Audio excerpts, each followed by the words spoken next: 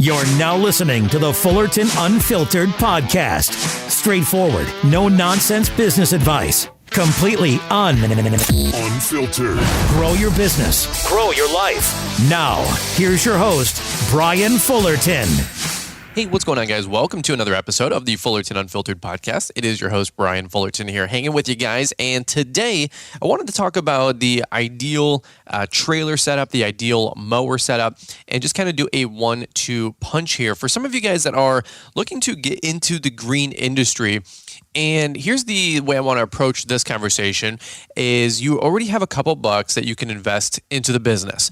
Maybe you are switching careers. You have a couple $100,000 to your name, whether it's in your 401k or just, you got some savings and you're looking to jump ship, maybe change careers and get into the green industry business. And you're not looking to just kind of hopscotch equipment as you go, meaning we're not getting started with a 21-inch push mower, then a 30-inch push mower, then a 36 or a 52 stand-on, and then a 60-inch zero-turn, so on and so forth, right? We're talking about folks that, let's say they want to get into the industry and they have $40,000, $50,000 they want to commit to a rig. That's what I want to talk to you for just a quick minute. And so this whole conversation actually stemmed from a great coaching call that we did just a little while ago with a gentleman named Michael. And he's looking to start a green industry business to grow another company, to grow another passive income asset, and to have another business outside of a couple of other businesses that he already runs. He's just noticing in the area that it's wide open. He thinks there's a great market for some top tier lawn care landscaping companies and service to be offered to that area. Some high-end residential neighborhoods are going in, and the area is on the grow. It's on the boom. And so he's looking around, and he actually discovered all of our content, go figure, from YouTube, and he is a passionate lawn nut of his own. And so, any which way, he did a coaching call, and we were just talking, hey, what is like a right out of the gate setup? What's the best, mowers to get? What's the best trailer to get? What do I need? What do I don't need? And so that's where I kind of wanted to approach this conversation. So again, a lot of us that when we get started in the green industry, we're building things and we're growing as fast as cash, right? We're buying something with the money that we just made. We're reinvesting, making some money, buying something, reinvesting, just continue to hopscotch along like I was just talking to. But what if you got $50,000 to blow, you got $50,000 to invest, and you want to start out with the best, the Mac Daddy, the perfect setup to make the most amount of money right out of the gate. So that's what we're going to be talking about today. Really quick, before we jump down into this whole rabbit hole, I just wanted to let you guys know that the Green Industry Hype House is happening as we speak. It's going to be dropping podcast episodes, YouTube videos, if not now, within the next day or two. So all of that is sponsored by the Hardscape Academy and Lawntrepreneur Academy. We're self-funding it. It's going to be a really awesome opportunity. If you guys want to do us a huge solid, if you appreciate the content, the information, the resources that you guys get from all of YouTube that we're putting out for free and all this stuff, and you want to reciprocate, maybe consider buying a training program. Maybe consider buying a contract or whatever you guys want to do. Don't buy anything you don't need, obviously. But if you want to check out all things hardscaping, check it out from the hardscapeacademy.com. That's with Caleb and Brittany Allman with Allman Landscape LLC down in the greater Columbus area. And then Lawntrepreneur Academy is our training website where we help lawn entrepreneurs out there grow a more successful lawn and landscape business. And we're trying to give you guys the tools and the resources to grow in that aspect. So let's do this really quick. We're just going to jump right into this. We're going to be talking about what is the ideal setup if you have some cash to burn and some cash to invest and you want to get this thing going right out of the gate. We're going to kick it over to Marty, Mr. Producer, hear a little bit more from today's show sponsors, show announcements, and then we're going to come right on back and dive deep into that conversation. Let's check it out.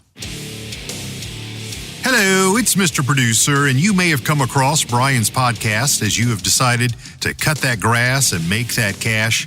Well, we have an entire website devoted to helping you do just that. It's called LawnTrepreneurAcademy.com, and there's a link for you in the show description. For all of you rookies, let me suggest the How to Get New Customers training program. With this, you'll discover effective marketing strategies and tips to get the phone to ring so that you have an opportunity to earn new customers and ultimately grow your business. Now, there are 6 modules that are designed to help you market your business effectively, grow your business, and gain new customers, and it's loaded with practical tips and strategies. Best of all, it is super affordable at $49 even, and if the whole world of lawn care is new to you while you're on the Lawntrepreneur Academy site, consider picking up the How to Start Your Own Lawn Care Business training program. We really do want to help you crush it in 22, and your journey to success starts at LawntrepreneurAcademy.com.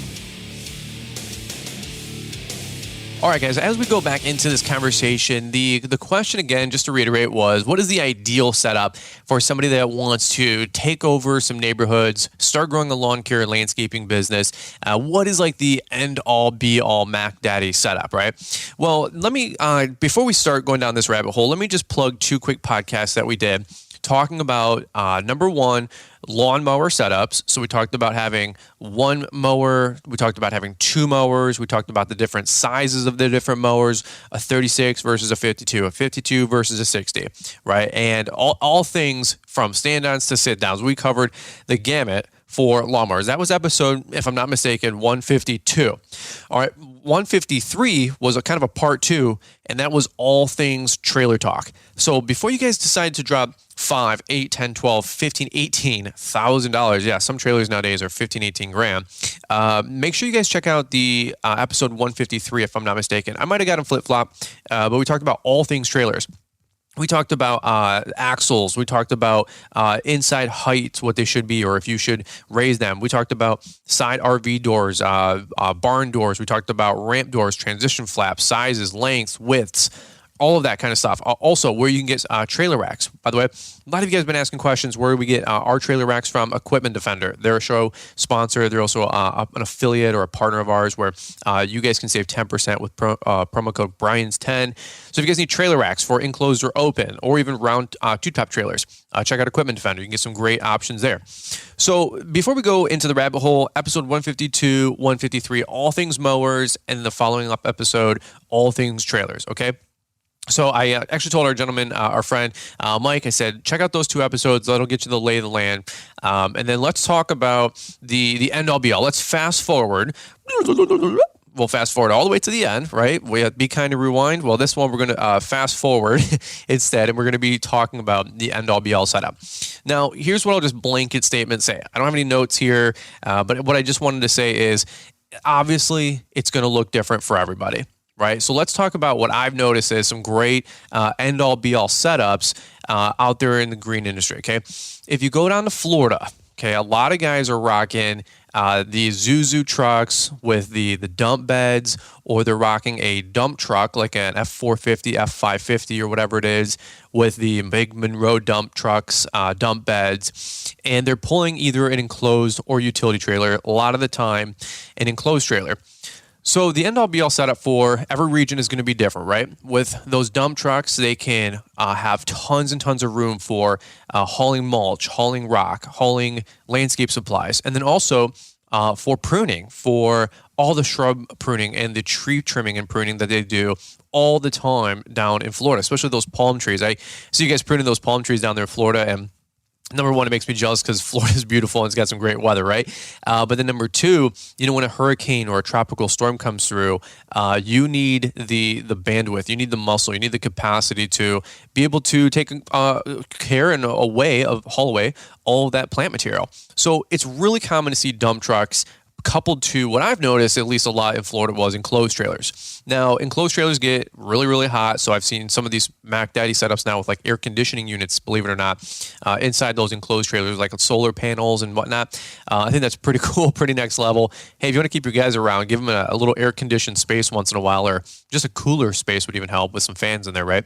But enclosed trailers are great because you can keep your equipment out of the sun, not sun faded, exposed to the elements and the weather and the rain. And nobody likes jumping on a lawnmower seat that's all wet from the passing storm, or trimmers, or really even backpack blowers with all the back pads that go against your back that are all soaking wet for 3-4 hours and just go through your polyester shirt. So they're cold and they're wet and they're kind of nasty. We've all been there. So enclosed trailers are great in that respect, in that aspect, where it also keeps your equipment safe. Right? So you can keep your equipment out of the elements, and you can keep your equipment out of the eyes of any would-be thief. And thieves are out there. And by the way, as things get more and more expensive, a trimmer used to be $300. Now they're $400. A lawnmower used to be $6,000, $7,000, $8,000. Now they're $9,000, $10,000, $12,000. I mean, obviously things are going up. Things cost more money. Treat trailer safety and security, I should say, with some respect. Put $200-$300 to some good locks or some quality locks. And I know there's the anti-lock advocates, send it off to lock picking lawyer and he'll pick it, in 30 seconds or 90 seconds. Sure. He's a master thief. He's also got the right tools. Okay. Not a thief. He's not a master thief. He's a master lock picking, YouTuber. And he's really, really good at what he does, obviously. But here's the deal. That's what he does. Okay. Your generic guy out there at best is going to have a battery powered DeWalt angle grinder. Okay. And of course, no lock is going to keep everybody out, but the idea is to deter them. Right. And what's the old saying? A lock only keeps the honest people honest, or the honest thief honest, or whatever it is. Well, sure. But you know what? It's better than nothing. All right. Get some puck locks, get some trailer coupler locks. I don't care if they're $30 or the $300 ones from Proven Locks that we have another partnership with. Fantastic. Okay. So talking about regionally, what I've noticed a lot in Florida is big dump trucks or Isuzus coupled with enclosed trailers. Why? You want to keep your equipment out of the sun, have some cool spots, keep your equipment safe, but then also have the capacity to haul stuff away. And that first setup right there is kind of what I've seen across the country is pretty typical. A dump truck and an enclosed trailer. Now, another setup could be whether it's a dump truck or just a regular, F-250 or Chevy 2500, a 3/4 ton truck, coupled with a enclosed trailer or a utility trailer. Now, again, if it's a landscaping rig, you might be hauling an enclosed trailer with all your tools. If it's a lawn care rig, it might be an open utility trailer that you can stack 2 or 3 mowers on. Well, so let's talk about the next level here, the next rig that we're just going to talk about, an F-250 or a 3/4 ton truck and a utility trailer. The truck is really going to be dependent on what you guys want to do with how many guys are going to be on that rig. Ideally, a regular cab truck is going to be all you need. A regular cab gas truck, probably in the $40,000 range. You can get them used with a couple miles on them for maybe 30s. But that's pretty typical of what you're going to see out there as a standard work truck. And I mean work truck. We're talking vinyl seats, an XL or a WT, and it's just designed to get beaten up. It's not going to look pretty forever. When I used to work at True Green, they had a fleet of just WT 2x4 work trucks, not even 4x4, to be honest with you. And so the idea is to just have 2 or 3 guys in that truck and get them to the job. There's no creature comforts. It might have air conditioning, but there's no power locks. There's no power windows. The money is, the idea is to make profit off of that rig, exclusively. You're just squeezing what you can from that truck and trailer setup, right? To go to the bed of that truck, a lot of guys will rock an 8-foot bed because you can get a couple pallets on there, or at least a pallet of material in the back. Or you can get a Boss, V-Box spreader or Western spreader back there, the 6500 series, the 8000 series. But a lot of those regular cabs will have that long bed truck, or they'll have a long bed dump insert, right? And we're talking about production. We're talking about capacity. We're talking about making this the most work efficient vehicle. Okay. When we couple it up to a trailer, a lot of trailers are going to be 7x14, 7x18, 7x20. Okay. And by the way, for the trailers, whether it's enclosed or utility, you're going to want at least a 16-foot, maybe an 18-foot trailer. If you're going all in, right? We're talking about you're hitting fast forward, you're going all the way to the finish line, because you're going to start, if you start a business, you're going to get the little 5x8 or 5x10, upgrade to the 6x10 or 6x12. Then you're going to realize you want the 7x14 or 7x16. And then shortly thereafter, you're like, you know what? I got to keep my leaf bagger on there in the spring and fall cleanups. You can't keep a leaf bag around with a 7-foot trailer width. So you need the 8-foot, right? And then it's like, do I go 16 feet, 18 feet, 20 feet, 24 feet? Well, it all depends on the kind of work you're doing. If you're doing a bunch of commercial work, you can get an 18, 20, 22, 24-foot trailer because you're parking it curbside. It's not going to make that big of a difference. In residential subdivisions that have tight courts, tight driveways, right? This new age of these homes that are on 1/8-acre lots, there's no way you could put a 20 foot long F-250 coupled with a 22-foot long enclosed trailer. right? I don't know if there's anywhere in the whole subdivision, right? Besides maybe like the park or the dog walk area, right? If there's a little dog area, where you can literally park a 45-foot long rig. You guys know what I'm saying? So it's really the compact sizes of what you're looking for if you're doing a lot more residential. For example, our enclosed trailer is an 8.5 by 16 setup. I don't think it's great. I don't think it's bad. It's just optimized for the subdivisions we're in. Looking back on it, I think I might go 8.5 by 18 on the next trailer instead of the 8.5 by 16. I love the 16 size. It's very nimble, but we do have some working room between the commercial sites that we're on. Obviously, that's a little bit more wide open, but even in the residential subdivisions, we're still in like the typical quarter-acre size lot subdivision. So there's a little bit more room in between the homes and on those boulevards, right? If you're in those newer subdivisions, I'm telling you, 8.5 by 16 is probably the most you can fit if you're doing a lot of residential work. Why 8.5 by 18? Well, for me personally, when I was growing my business, I wanted to put 2 mowers in there, and that was kind of it. What I didn't anticipate was all the extra equipment that we've been starting to utilize. Toro multi-forces with front-end attachments, Exmark Laser Zs with, baggers and front-mount leaf blowers like the U-mount, or we take 2 pieces of equipment with us, like a Toro multi-force potentially with a X-blade setup, and then an Exmark Laser Z with a bagger on it. But then we also might want to invest in a 36-inch wide or whatever Billy Goat P2000 stand-on leaf blower. Not the big ones, the Z3s or the X3s, but we want to include now a 36-inch wide when it's turned sideways Billy Goat stand-on blower.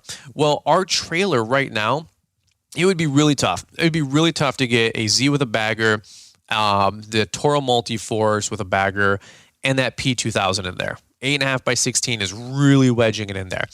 8.5 by 18, for sure. We could do that. 8.5 by 20, most likely. So when you see the bigger crews out there, the Bright Views, the Brylars, the Perfect Cuts and those kind of guys, even though they use a lot of Isuzus, what you'll normally see the biggest guys use is they'll have quad cab trucks, 4 full doors for 350, 450, 550 dump or whatever. And then they'll have a 24-foot trailer, or 20, 22, 24-foot trailer, because they're going to have 3 or so mowers there with them. So again, talking about ideal setup, I don't know. What are you going to be doing? If you're doing a bunch of commercial work, you might want to go with that 450 dump truck and a 24-foot trailer. By the way, with mowers and all this rig is already easily $75,000 to $100,000, right? And you know what? That might be what you want to do and where you want to play at, and you want to get the movie theaters and the malls and the big apartment complexes and the massive condo associations. Fantastic. You're going to need muscle and you're going to need equipment. So that's why those guys will tote around 3 zero-turn mowers in that trailer. All the tools, all the hand tools, obviously on those walls, and they need a huge, cab, so a Super Crew cab, 4 full doors where they can fit at least 4, if not 5 guys in there. And then, spring and fall cleanups. These properties are going to have huge spring and fall cleanups and tons of pruning. So you need a huge dump bed, right? So again, it just really depends on the work you're doing. That was kind of the conversation on the coaching call that we were talking about was, dude, it's 100 different ways that this Plinko chip could fall. All right, so we talked about the dump truck and the enclosed trailer. We talked about a normal truck, whether it's a regular cab or a crew cab, and then a utility or an enclosed. And we talked about the different sizes, right? Another option out there could be just Isuzu like MPRs. I think there's another letter as well, like MPR or something like that, but there's different versions of them. Corey Ballard comes to mind. He loves his Isuzus. And by the way, there's a lot of guys out there lately that have been picking up Isuzus. Wilrow Inc. is a company that they do a lot of custom Isuzu setups. And Isuzus are those flat front trucks. We call them rhinos or whatever, where you're kind of like over the engine. The block is underneath you and behind you. You get the engine in between the cab and the bed. So those Isuzus are actually really nice. Corey Ballard loved them because you just need a regular driver's license to drive them. You don't need a Class A or whatever, or a CDL, I don't think, or probably a chauffeur still, I would imagine, because I think it's a commercial rated vehicle, but don't quote me on that. Check with your own state laws and all that. But those Isuzus are really nice because they're straightforward, just mow rigs, right? You can put 2 zero-turn mowers on there, maybe 3 if you got a long dovetail on the back, and you can ramp up 2 or 3 mowers. All your hand tools are right there. They got cages on them typically for the front, for the gas cans and the hand tools, or maybe even some of the like your hedge trimmers, your chainsaws that you could always leave on a rig, and you have them locked up. You got them locked up with a key inside the cab. It's all one piece.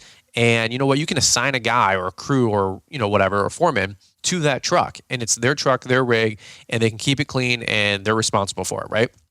So the Isuzus are also extremely popular. For me, I see those as like a dedicated mow crew and a dedicated mow rig. You're not probably going to be, moving, necessarily pallets of material necessarily with them, or you're not hopefully ramping up a tractor on the back of one of those. Okay, it's not really the goal. Those are just send 2 mowers out, go tackle the big properties, and those cabs. If I'm not mistaken, there's regular cabs and then there's also the super crew cabs where the 4 full doors, right? So you can fit 4 guys in there with 2 mowers. 2 guys on the trimmers, 2 guys mowing, and you can send that crew off to do a bunch of apartment complexes and condos and malls and hospitals and all that stuff, right? And so again, is that mow crew going to be going into residential subdivisions? Not really. I don't see a lot of Isuzus or MPRs in the residential subdivisions around where we live. Could also just be a regional thing. I don't know. Let me know. Leave some comments. Shoot me a DM or something. Tag this thing. Share it. Let me know what you guys think. So that's where I got for the Isuzus and the MPRs. Some good examples, Brian Services is by us. They have those. Perfect Cut is what I meant to say with Corey Ballard. Jeremy Connect with JJ Grounds. They have a few of those, and a couple of other of you guys out there I know run the Isuzus. Okay, you love them. Andy Mulder, I think, just bought a new one just a couple months back. Okay, so one other thing that I want to talk about was box trucks. Some guys love just putting everything inside of a box truck. You got some limited capacity with the vehicle, right? You're not going to probably be plowing with a box truck. So that's always something to keep in mind with this whole rig. What are you going to be doing year-round with it? Are you going to be doing snow? Well, until just a couple weeks ago, I didn't think you could plow with an Isuzu. But swear to God, the other day, we had a plow event a couple weeks back, and I was at the light, and there was literally an Isuzu with an 8-foot straight blade.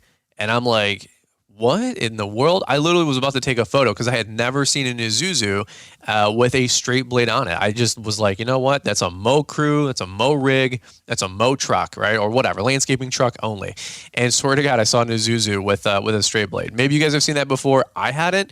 And I've been doing this for a minute, and I was just like, whoa, well, I guess that kind of takes that narrative right out the window.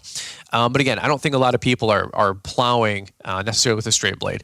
Although that would be kind of cool to get like a front row view of like the 3-foot high snow pile that you're plowing, right in front of you. And of course, though, man, can you imagine hitting that curb at 15 miles an hour? Man, you'd be plastered on that front window, man, just looking like a fly that went splat, but from the inside. So that's actually kind of funny. So anyway, to go back to box trucks. Box trucks could be your ticket. They could be what you want to do for your mow crew and your landscape crew. Some guys get custom welded, ramps on the back of those things. By the way, that's expensive. Those ramps are expensive. Couple $1,000, $2,000, $3,000, $4,000. That's a lot of money. But you know what? Around here, there's a company, a local to us, Sue's Landscaping, great outfit. They arguably run at least I've seen 90% box trucks. They'll have, 2 or so mowers in those box trucks. They're great for, putting landscape supplies in there. They can move pallets of stuff. They're great for snow, to keep those trucks on sites at different apartment complexes or commercial sites. And they're just full of 2 pallets of ice melt, right? And maybe shovels or some snow blowers. A lot of guys use those as kind of like pods. They use them as just remote storage to drop those 20, 30, 40 different box trucks off at some of the largest sites that they have, right? Or they'll shuttle them around. Problem with the box truck, though, as you guys can imagine, is things get hot in there. They don't vent typically. They're not going to vent very well. You got to, put a $3,000, $4,000 ramp on the back. backing into those things. You got some line of sight issues with new guys maybe not being so comfortable driving big box trucks. Can't go through a lot of businesses sometimes, or fast food, with the 9-foot high only, beam that goes across. Just something to consider. You guys are going to go through fast food, whether you like it or not. Box trucks might not be the way to go. And then also, obviously, the limiting factor with a box truck is you can't plow with them, typically speaking. Now, again, give it another couple of weeks or a couple of years, I'm sure I'll see another straight blade on the front of a box truck. And then I can finally say that I've seen it all. Okay. All right. So that's just kind of the gamut of what I'm talking about. Now, just to kind of wrap this thing up here, because I don't want to go long, is, invest into the rig and the equipment where it makes sense if you're trying to make the most amount of money with the company. Let me just take it back for a quick minute. My whole setup is arguably the most ideal setup I could come up with in my area for what we're doing. Other than, instead of having an F-250 Lariat, having a regular cab F-250 or 350 long bed. Okay. So the difference of my rig, the only thing that I would do different if I was going to grow my company bigger and have a company where it was 20, 30 different people, and we were building a level 5 business, as I like to call it, and my friend Josh Latimer kind of coined that, where you are a true owner and you can step away from this thing and you want to just send out crews or send out rigs. The only difference that I would see in my whole setup, and I can self-deprecate here, is I would have a regular cab truck, probably a super crew. I'd probably have a 4 full doors, or at least an extended cab truck, so you can get 4 guys, if not 5 guys in there, or a $60,000, $70,000 dump truck with like a big Fleet Monroe style dump on the dump bed on the back of it. That would really be the only two differences of what I would do different with my entire rig and setup, other than maybe having an 8.5 by 18 or 20 foot long trailer versus my 16. Although the 16 has done us really, really well in the last 4, maybe almost going on 5 years. Okay, so other than that, I'm really, really happy with my rig. Now, fast forward, took me 10 years to get there. The rig's $100,000 going down the road. But you know what? Everything we need is on that rig. From the billy goat debris loader to hand tools to capacity for the spring and fall cleanups that we're doing with our dump insert, to being able to take all the equipment we need with us, like mowers and blowers and weed whackers and combi tools and articulating hedge trimmers, right? All that stuff is with us. Spray tanks if we need it, like handheld ones. We have room for those where we can hang them in the trailer. Cabinets for all of our oils and lubes and belts and safety glasses and extra work shirts. Okay. Other than maybe throwing like a microwave in there, or like a small folding table, like a card table for guys to have at lunch, right? Which is what some guys do. Fantastic. I'm really, really happy with my setup. And some people are saying, well, Fullerton's buying Lariat trucks and all this stuff, and that's not like an ideal setup. Well, no, duh. We're an owner-operator business. It's me and a couple guys. But that doesn't change the fact that the rest of the rig is arguably a pretty decent setup. Now, I've always debated going enclosed versus utility, but you know what? I like the enclosed trailer. I don't think I'm going to go back to it because to a utility, is because I like security.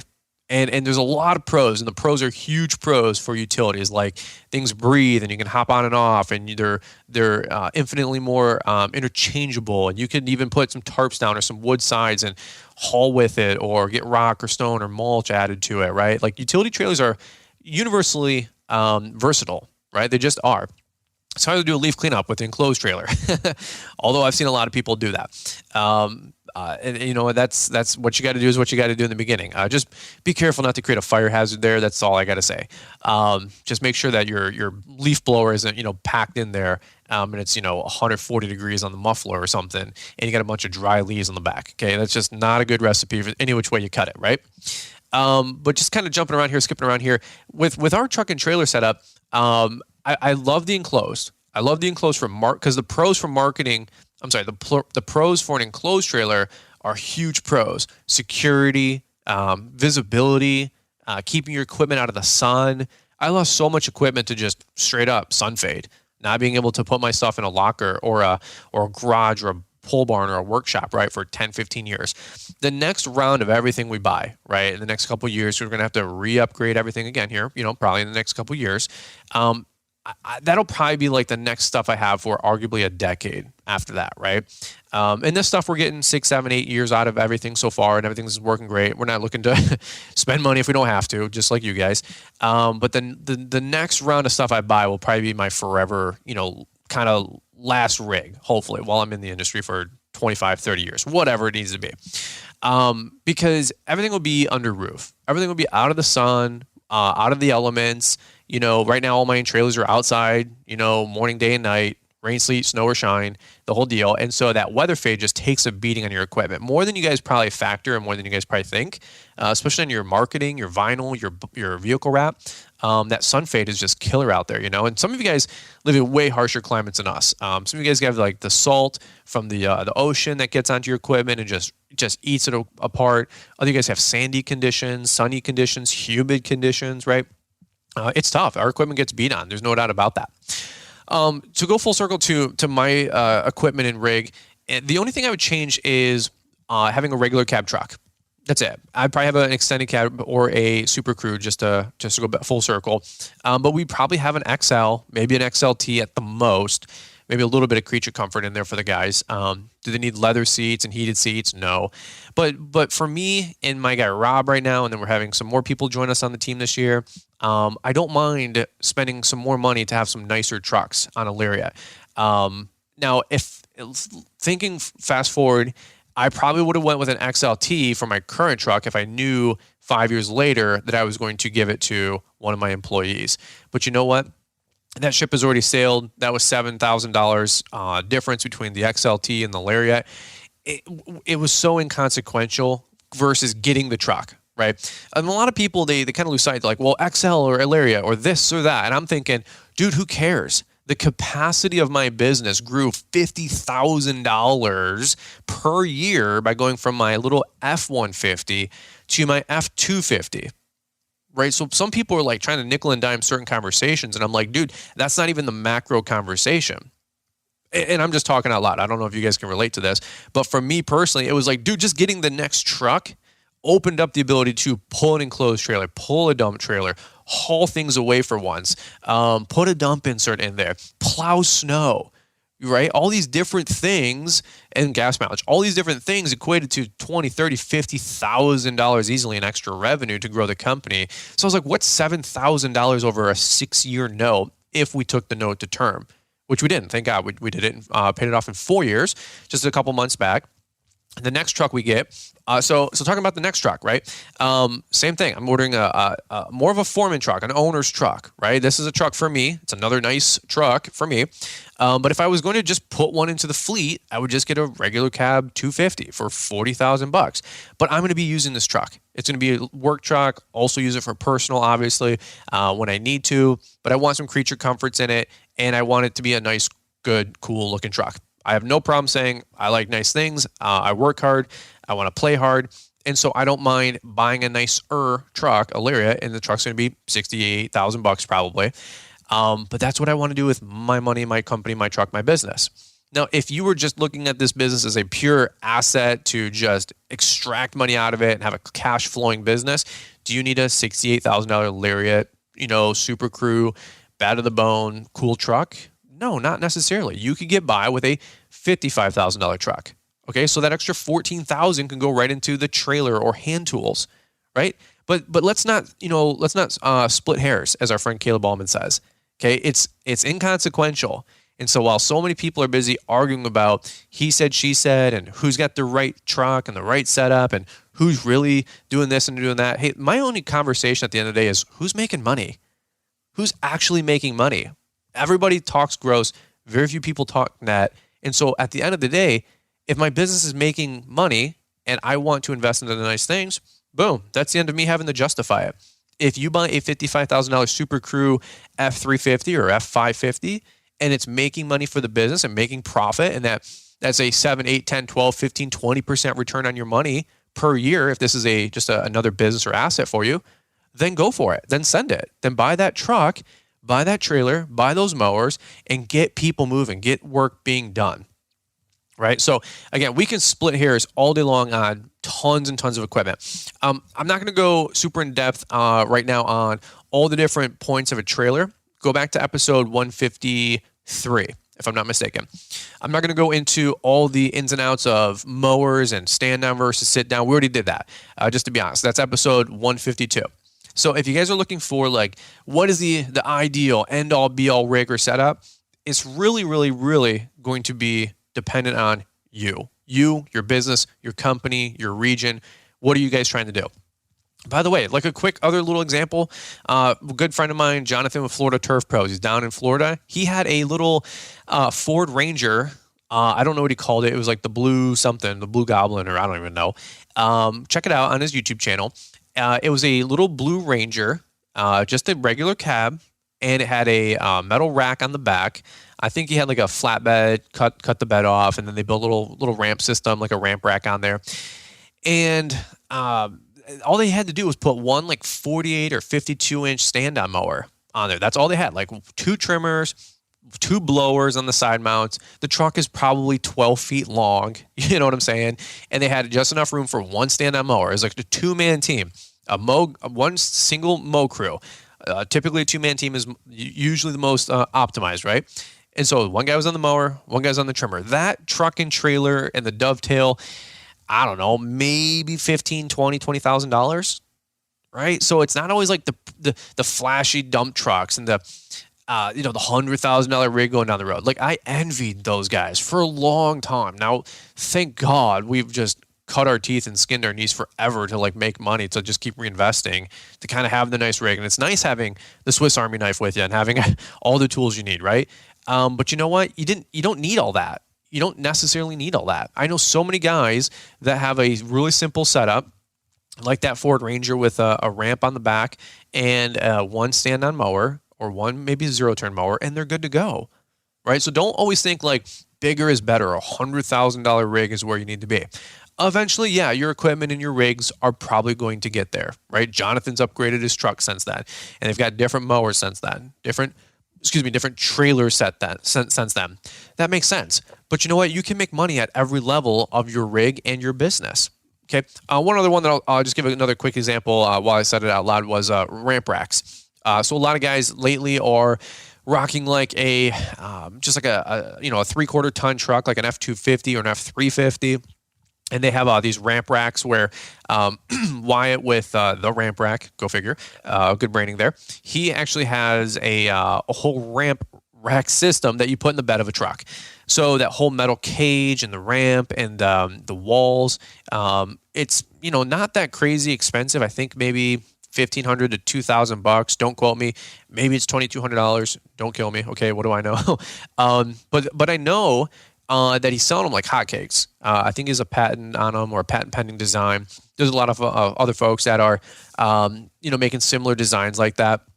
So if you just want to have a mow rig, like talking about Jonathan Florida Turf Pro's Ranger setup, and then you want maybe the next level of that, maybe you get a 3/4 ton truck with a ramp rack setup.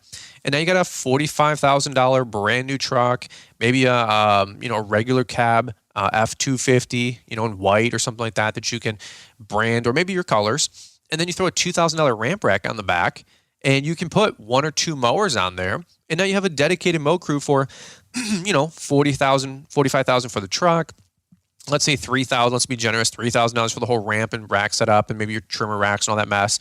And then you got, a 52 stand-on or 36 stand-on mower and a 60-inch zero-turn, your optimized little mower setup there, because you got some gated backyards. You're in Florida, or Tennessee. So that's fine. You're 50, 60 grand into this rig, and it's nimble, it's quick, and it doesn't have to worry about hauling a trailer around, and you don't have to worry about employees that can't back up trailers, for crying out loud, right? You don't have to worry about getting into tight parts of subdivisions or tight parts of town, or maybe urban mowing, right, where there is no place to park, and you have to feed the meter, right, to literally mow. I know guys that have to put 50 cents in just to go and mow a little city property, right? Happens all the time. Okay, so any which way, there's tons of different options out there. There's tons of different rigs, tons of different setups. Figure out the one that works best for you, right? You don't need everything to be fancy or flashy, but if you wanted to skate to the end, Typically speaking, you're going to see a big dump truck and an enclosed trailer, all the tools inside, usually a 2-mower setup with clamshell baggers. Usually they'll have a billy goat either on the dump truck or the tongue of the trailer, or depending on how big the company gets, a separate billy goat debris loader that they're hauling around. That's the dedicated leaf cleanup rig. And then those guys will have a dump truck, typically with a Monroe dump insert on the back, or a regular cab, 3/4 ton truck with an 8-foot dump insert. Okay, that's just where I see the evolution of everything going. Besides that, you have dedicated mow rigs like the Jonathan Florida Turf Pro setup, a ramp rack setup, or an Isuzu NPR setup. Or you have a box truck setup where you're doing a little bit more for landscaping, and you just have those trucks that you plant around town or at different job sites, right? I guess the ones just talking out loud really quick, the squeezes for one other quick second, was the service bodies that Caleb Allman likes and touts. Depending on the specific work that you do, those could be a great addition to your fleet. I don't think that's the first truck, but I think those are great auxiliary trucks. And then he also has one of those, it looks like an old 6x6, kind of a vehicle. It's a four-wheel drive vehicle, obviously, but the 4 wheels. But those long bed trucks, I don't even know what it is. It's like an old International kind of a deal. But you know what? They can load a couple pallets of stuff on there as well. So those might be great trucks to add to the fleet later. Obviously, maybe not the best optimized mow rig. We're talking about mowing here. So anyway, just other vehicles to keep in mind out there. But you know what? The one thing I'll say about this too is just because it works for somebody doesn't mean it's going to work for you, right? I mean, that's kind of like the general disclaimer that we always try to communicate. And so be creative. Don't put yourself in a box just because you see somebody else doing something. Maybe you want to do it a little bit different. That's okay.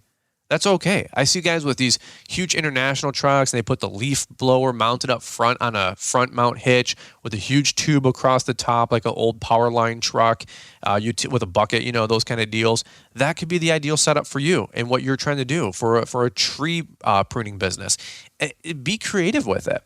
Right? I mean, that truck that Jonathan had, I bet you is at most $15,000 to $20,000, and he made a ton of money with that. And you can put a pallet Assad maybe on the back of it, right? And so think creatively. Don't get caught in a box. Type in lawn care trailer setup on YouTube, and you're going to see 1,000 different videos. It's like one of the standalone most popular videos that everybody does in the spring, and rightfully so. Who isn't proud of their truck and trailer setup?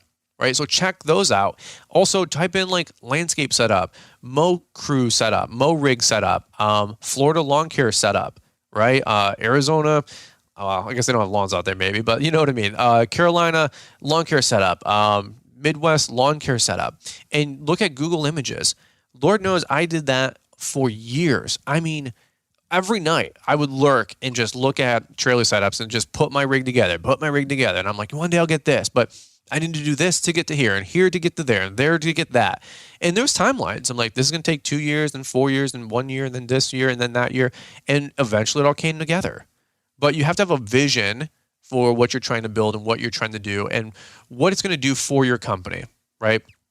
I guess the last thing I'll say is don't just spend money on your rig or equipment to spend money on your rig or equipment. Make it make you money, okay? And especially some of us that we're just starting to break into this realm where we're starting to have a few bucks to our name to be able to reinvest and not overly fret about it, right? We kind of hit the tipping point 2 years ago, and I'm like, oh my God, we have some breathing room. We could go buy something for $5-10 grand. Just because you can doesn't mean you should, right? Just because you can doesn't mean you should. So keep that in mind when you guys are making upgrades. Still keep that grit about you when you're the same hustle that you every dollar mattered when you were on the come up. Keep that same hustle of every dollar matters after you already have a couple of dollars in your bank. Does that make sense? Don't get lazy. Don't get soft.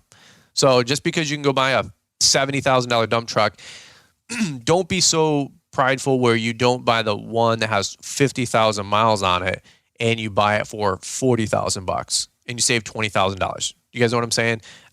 Maybe you want to buy new. I love buying new. I love warranty. Maybe you don't, right? So just be resourceful. You never stop being resourceful. Amen. All right. Well, that's what I got for you guys. This is my short and sweet 45-minute episode talking about what is the ideal setup. Hopefully this is helpful for you guys and gives you just some perspective out there, maybe some ideas to work towards. Seriously, go on Google and Google search ideal lawn care trailer setup, or go on YouTube and watch some trailer setup videos. And then you know what? In the next 2 months or so, a lot of this stuff is going to be coming out. So it really gets the wheels turning and gets your brain fired up to start thinking creatively about what you can do for you and your business. Amen? All right, guys. Well, that's what I got for you on today's episode. Hopefully you guys enjoyed it. Short and sweet one here. This is also a shout out to my friend Michael that we did the coaching call with. Hopefully this answers his question a little bit more of a roundabout fashion. And also, if I get one question in, usually I always feel there's about 10 other people, at least maybe 100 of other people at least, that might have that same question. So this helps you guys out. All right. So all things being said, guys, appreciate the time. And don't forget to leave those ratings and reviews. If you guys haven't hit 5-star, we super appreciate that. Show me some love. And that's what I got for you guys today. All right, let's kick it back over to Marty, Mr. Producer. We're going to hear a little bit more from today's show sponsor, show announcements, and what's going on in our ecosystem. And as always, thanks for listening, guys. We'll catch up with you here on the next one. No doubt that some of you have tuned into this podcast because you've just started or you want to start your own lawn care or landscaping business. Brian has created the How to Start Your Own Lawn Care Business training program. This video course will help you understand the basics and get you moving in the right direction. Some of the topics covered: the startup phase and laying a great foundation, the basics of equipment shopping and purchasing, what to look for when you're shopping for a trailer. I really like the all things marketing and advertising section. The practical tips here alone are worth the cost. The How to Start Your Own Lawn Care Business training program also shows you how to bid and estimate projects. That's helpful just to even see if you want to take on some projects. Brian also shows you best practices for back-end office work and proper workflow. Click the link in the show description for LawntrepreneurAcademy.com and get the How to Start Your Own Lawn Care Business training program for only $99. And join the thousands of people that we've helped achieve success with their lawn care company.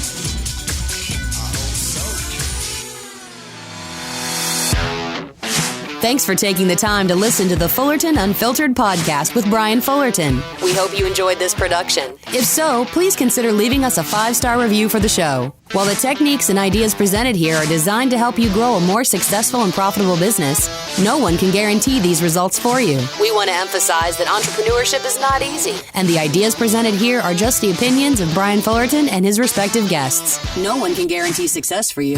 That being said, we hope the ideas presented here help you and motivate you to go on out there and crush it with your own business. Fullerton Unfiltered Podcast. Thanks for listening, and we hope to see you on the next episode. This has been a Brian Fullerton and Mr. Producer production.